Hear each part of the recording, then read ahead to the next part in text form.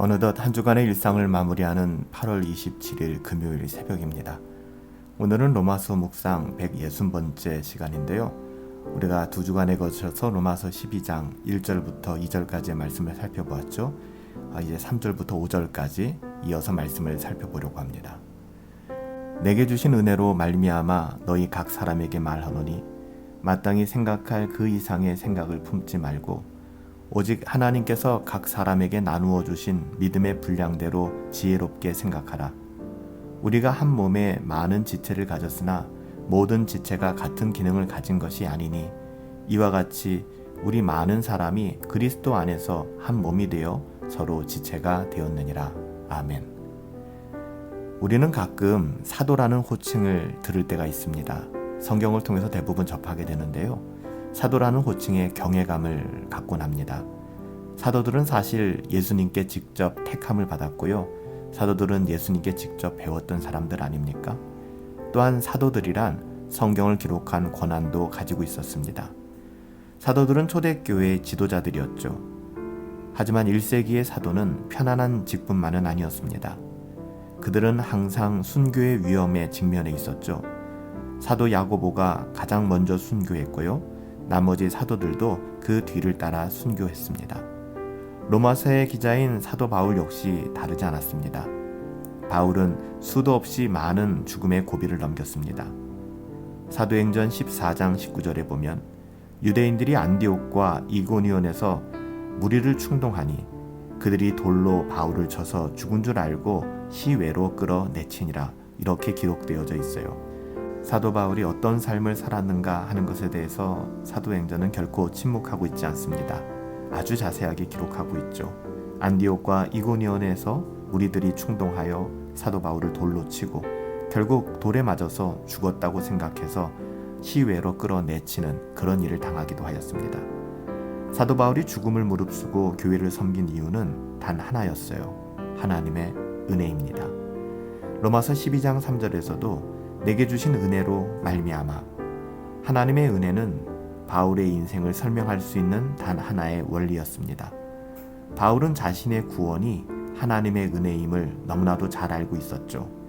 그래서 에베소서 2장 8절 말씀에 보면 너희는 그 은혜에 의하여 믿음으로 말미암아 구원을 받았으니 이것은 너희에게서 난 것이 아니요 하나님의 선물이라. 그가 받은 구원의 어떠함에 대하여 하나님의 은혜를 분명하게 피력하고 있습니다. 바울은 자신의 업적이 오직 하나님의 은혜였음을 잘 알고 있었죠. 그래서 고린도전서 15장 10절에서도 내가 모든 사도보다 더 많이 수고하였으나 그럼에도 불구하고 어떻다는 것이죠? 내가 한 것이 아니요 오직 나와 함께 하신 하나님의 은혜로다. 자신의 어떠함을 다 감추고 하나님의 은혜만을 드러내는 것입니다. 바울은 자신이 사도로 부르심을 받은 것이 오직 하나님의 은혜 때문임을 잘 알고 있었습니다. 그래서 에베소서 3장 7절에서도 하나님의 은혜의 선물을 따라 내가 일꾼이 되었노라, 이렇게 증언하는 것입니다. 하나님의 은혜가 바울을 바울되게 하였던 것처럼 사랑하는 여러분들, 오늘 이 새벽 우리가 다시 한번 우리의 삶을 돌아봅시다.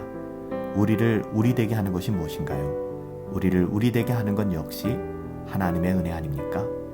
영 벌을 받아 마땅한 우리가 영생을 얻은 것은 하나님의 은혜 때문입니다. 버림받아 마땅한 우리가 하나님의 아들로 입양된 것도 오직 하나님의 은혜 때문이죠. 지옥에 올릴 수밖에 없는 우리가 천국을 상속받게 된 것도 하나님의 은혜 때문입니다. 여러분, 따라서 우리는 무엇을 하든지 하나님의 은혜를 잊지 말고 기억해야만 합니다. 선한 일을 할 때에는 어떻게 생각해야 될까요? 나의 잘남과 나의 어떠함 때문이 아니라 내가 이 일을 행하는 것도 오직 하나님의 은혜 때문에, 남몰래 누군가를 도울 때도, 우리가 누군가를 위해 선한 일을 할 때에도 내가 이렇게 하는 것은 나의 어떠함 때문이 아니라 오직 하나님의 은혜로 말미암은 것이다 라고 고백할 수 있는 것이죠. 내가 이 일을 할 수밖에 없는 건 역시 내게 임한 하나님의 은혜 때문이지 나의 어떠함 때문은 아니다 라고 고백할 수 있는 것, 여러분, 이것이 참된 신앙이죠. 하나님의 은혜를 생각할 때 거룩한 삶을 살아갈 수 있어요. 새로운 삶을 살아갈 수 있고 겸손하게 하나님의 나라를 섬길 수 있는 것입니다. 여러분, 반대로 은혜를 망각하게 되면 우리는 세상과 전혀 다를 것이 없는 그런 삶을 살아가게 됩니다. 세상처럼 살아가게 되고 결국 교만하게 되죠. 성도의 삶, 하나님의 자녀의 삶은 철저하게 은혜에 기초하고 있습니다. 성도의 삶은 반드시 은혜에 기초해야만 합니다.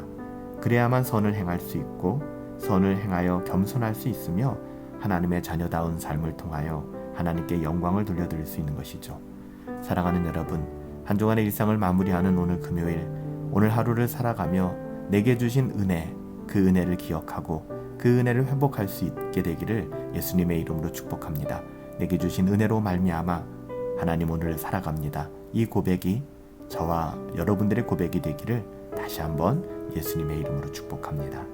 살아계신 아버지 하나님, 항상 은혜를 생각하며 살아가게 하여 주시옵소서. 하나님의 은혜를 생각하며 선을 행하게 하여 주시옵소서.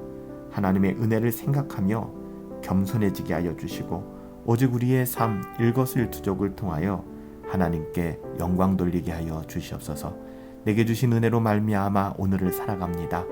그 은혜가 내게 족함을 믿음으로 고백하옵고 존귀하신 예수님의 이름으로 기도하옵나이다. 아멘. 오늘 하루도 내게 주신 은혜로 말미암아 살아갈 수 있게 되길 바랍니다. 오늘 하루도 성령으로 충만하시고 주 안에서 행복하시며 우리 주님과 함께 승리합시다.